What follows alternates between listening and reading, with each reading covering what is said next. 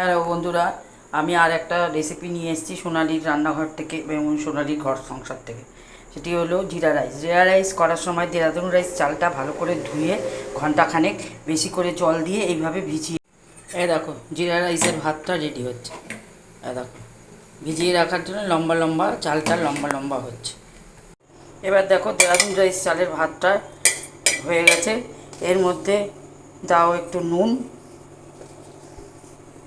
আর অল্প একটু চিনি দিয়ে একটু নেড়ে রেখে দাও। এবার কড়াতে দিলাম একটু ঘি আর একটু জিরে দিয়ে ঘিটা করা যাবে না, পোড়ানো যাবে না, বন্ধ করে দিতে হবে। এবারে এই ঘিটা নিয়ে এই দেরাদুন রাইস চালের মধ্যে দিয়ে নাড়ালেই এটা ভালো করে নাড়িয়ে নিলেই তৈরি হয়ে যাবে জিরা রাইস।